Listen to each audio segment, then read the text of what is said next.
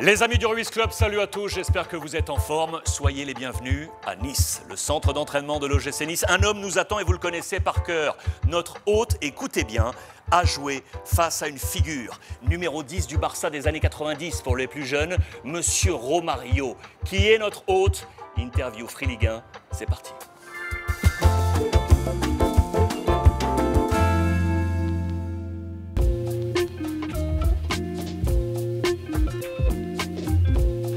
Les amis, notre hôte, celui qui a donc joué face au grand Romario. C'est le capitaine de l'OGC Nice, c'est Monsieur Dante qui est avec nous. Comment ça va? Ça va bien, merci de nous accueillir à la maison. Avec plaisir. Je suis content parce que c'est pas du chambrage, mais on est presque de la même génération. Toi et moi, donc ça, moi ça me fait plaisir. Moi aussi. Je montrais cette photo aux copains du Ruiz Club. C'est une photo, moi, qui m'impressionne. Cette photo-là. Ouais. Tu as donc joué face au grand Romario, pour les plus jeunes, je le disais, star numéro 10 du Barça au milieu des années 90, figure du football brésilien. Et sur cette photo, tu es sur cette même pelouse. Tu as souvenir de ça encore? Bien sûr. Raconte-moi. Là, j'avais 19 ans contre Romario. Ça me fait plaisir aussi à cet jeune âge, pouvoir jouer contre des attaquants comme lui. C'était quelque chose d'inoubliable pour moi. 19 ans, ça veut dire que c'était il y a 20 ans quasiment. Ouais. Il y a 20 ans quasiment, ouais. Tu te rends compte? Qui était Dante petit au Brésil? Qui était ce gamin-là? Ah, c'était un gamin rêveur. Il rêvait beaucoup d'abord être un joueur professionnel. D'abord, on pensait toujours, j'ai envie de devenir joueur professionnel pour aider la famille, pour acheter une maison à papa, à maman. C'était déjà un grand petit pas quand je suis à Juventude. C'était mon deuxième déjà championnat brésilien. Et 2 mois après, j'ai parlé là. Incroyable. Tu pars 2 mois après cette photo, tu quittes ta terre, tu quittes ta famille et tu rejoins l'Europe. Celle-là, je l'adore aussi. Celle-là, je l'adore. Le chemin n'était pas top. En janvier 2004, ouais. Donc à l'hiver ici en France, tu arrives donc à Lille. Comment ça se passe, ça? C'est clair que c'est un changement, entre guillemets, assez difficile. J'avais 20 ans, je ne parlais pas un mot français. Donc tu arrives au hiver, il y avait une différence de température de plus ou moins 40-45 degrés, parce que c'était plein été là-bas au Brésil, janvier, c'est ça. Donc c'était très compliqué. Mais après, encore une fois, quand tu rêves de quelque chose, c'est même pas envie, c'est le rêve, c'est quelque chose que tu mets au-dessus de tout. Tu fais n'importe quel sacrifice. Et c'est comme ça, quand tu as des rêves dans ta vie, il faut tout faire, il faut payer le prix. Et ce gamin, il avait déjà cette mentalité-là, cette envie de le faire, de réussir. Et c'est pour ça, je pense que ça a marché. Qu'est-ce que tu gardes si tu avais un mot? C'est pas simple, ça. Donne-moi un mot de cette aventure lilloise. Tu dirais quoi? Résilience. Très bon choix. Résilience, parce que j'ai eu plein de moments différents, ouais. Que j'ai dû m'adapter à des moments assez particuliers, des moments difficiles, des transitions de pays, culture, langage, collègues, copains, entraînement, intensité, pelouse, tout. Tu arrives donc en Europe avec le LOSC. Ensuite, c'est l'aventure. Tu pars en prêt en Belgique. Là aussi, il y avait de la recherche capillaire. Aussi. Il y avait de la recherche capillaire aussi. Hein. Tu files à Charleroi en janvier 2006, oui. Prêté donc par le LOSC. Tu y seras transféré définitivement quelques mois plus tard. Pourquoi la Belgique aussi là? Raconte-moi. Pourquoi ce choix de la Belgique? Je devais gagner du temps de jeu et j'ai dû aussi être lucide pour me dire qu'il fallait peut-être faire une petite marche en arrière pour vouloir faire 2 après. Et donc le pas supérieur, ensuite c'est le standard. Un an après, j'ai déjà parti au Standard Liège, qui était déjà un club qui était plus grand que Charleroi, mais qui avait une manque de titres. Il y avait 25 ans qu'il ne gagnait pas de titres. Et donc les premiers 6 mois, c'était très bien passé. Après, on enchaîne la saison derrière. On est champion. Le jour que nous sommes champions, on était invaincus. C'était incroyable. La France, la Belgique, ensuite, ce magnifique maillot de Gladbach, janvier 2009 jusqu'à l'été 2012, soit 3 saisons et demie à Gladbach. Là, ça y est, le look capillaire est trouvé. Ouais. On a trouvé. Là, c'est ça y est, bon. là, on ne bouge Là, ça plus. y est, on bouge Plus de plus. tresses, plus les cheveux courts, on garde. Comment ça se passe Gladbach t'appelle? Avec Standard, nous étions qualifiés pour l'Europa League, le 8e de finale. Et Gladbach, en ce moment-là, ils sont derniers. En Bundesliga. Tu te dis, est-ce que je joue l'Europe? Ou est-ce que je choisis d'aller avec le dernier de Bundesliga? Exactement. Pourquoi tu vas là? Donc, c'était le rêve de passer dans un championnat avec beaucoup plus d'exigences, beaucoup plus de... Il y a des gens qui vont regarder. Et c'était un choix très difficile à prendre. Mais c'est ça, c'est Dante. Il est courageux, il a du courage. Il a ses rêves. Il voulait impérativement jouer un jour dans un grand club. C'est là que tu connais Lucien? Oui. C'est là que tu rencontres Lucien Favre? Oui. Ça se passe comment avec Lucien quand tu le rencontres du coup là? Bah, très bien. Là, c'était très compliqué. Et il arrive, il m'appelle dans son bureau. Il dit alors, toi, tu es un des leaders de l'équipe. Ouais. On fait quoi? Je lui dis on va sauver. Vous croyez qu'on va sauver? Il a dit oui. Et vous? Je dis moi aussi. Alors, nous allons ensemble. Tu vois, on y va. Et puis, au bout de 3 mois, on s'est sauvés aussi. On était au barrage contre le 3e de la 2e division.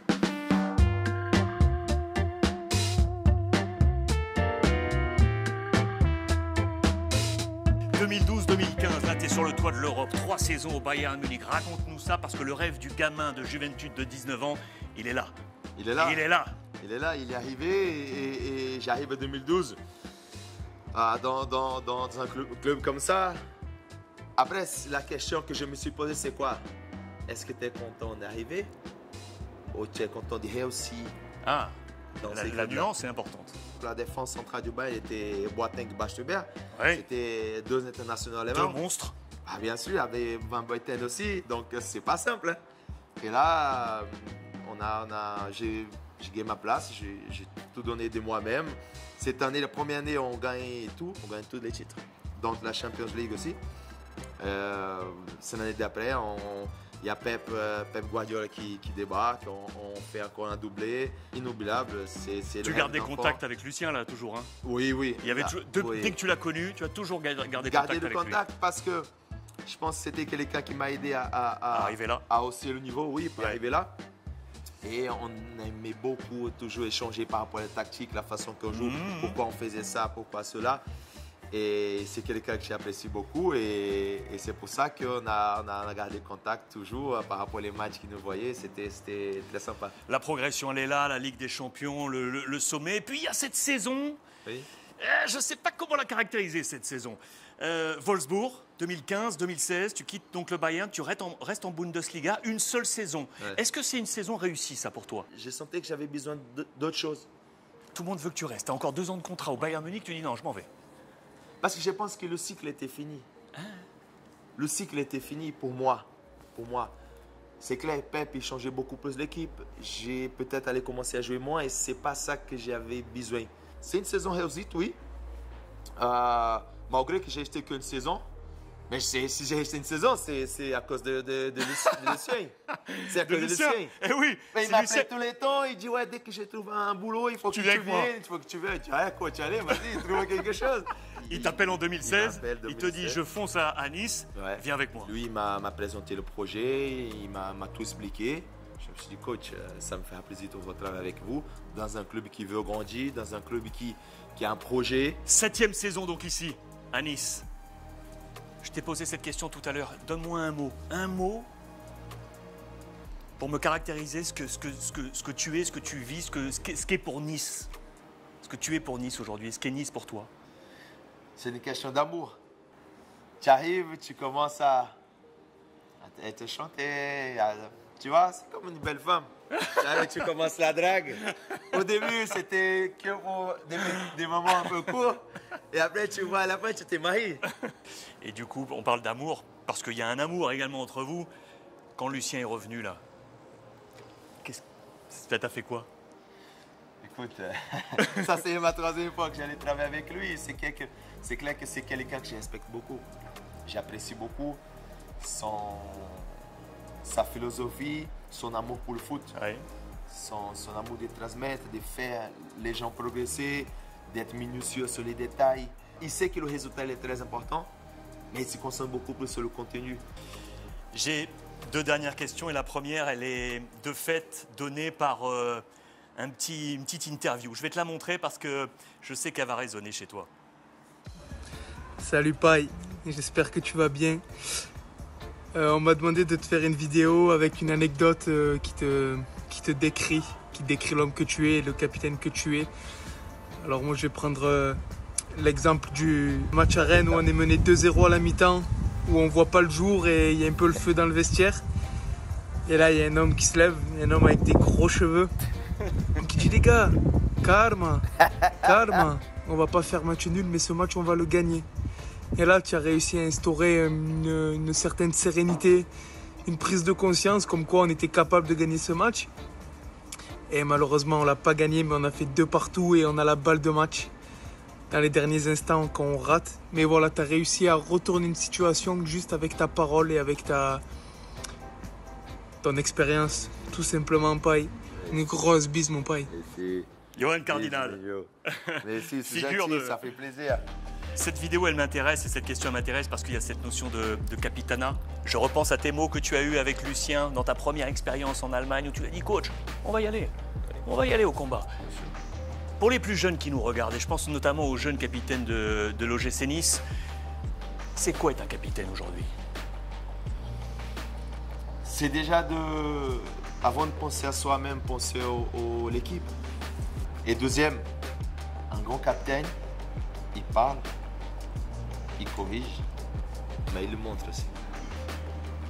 Toi, tu peux pas dire, ouais, ils font aussi des erreurs, moi aussi j'ai fait des erreurs, j'arrive au retard là, j'ai fait pas ça. Non. Mon capitaine, il doit être exemplaire. Exemplaire, pas simplement pour ses performances. Les performances, il maîtrise moins. Par contre, tout ce qu'il maîtrise dans le professionnalisme, discipline, respect, avec soi-même, être loyal avec soi-même, c'est-à-dire d'être là tous les temps, respect envers les autres. Avec le jardinier, du jardinier au président, c'est du respect. C'est très important. Je te montre une dernière photo et c'est la dernière question. Tu aurais aujourd'hui, à ma place, en face de toi ce gamin de 19 ans. Tu lui dis quoi, ce gamin? D'avoir l'humilité. Humilité, ce mot, je répète chaque fois. Humilité, c'est pas simplement faire le petit. Non, humilité, c'est de s'apercevoir quand tu as raison et quand tu as tort. Et le plus intelligent, je pourrais le dire à ces gamins, il ne faut pas que tu apprennes simplement avec tes erreurs. Il faut apprendre avec les erreurs des autres. C'est-à-dire, observe, fais-le. Monsieur Donte, merci. De rien, Merci pour tous ces petits conseils. avec plaisir. Allez.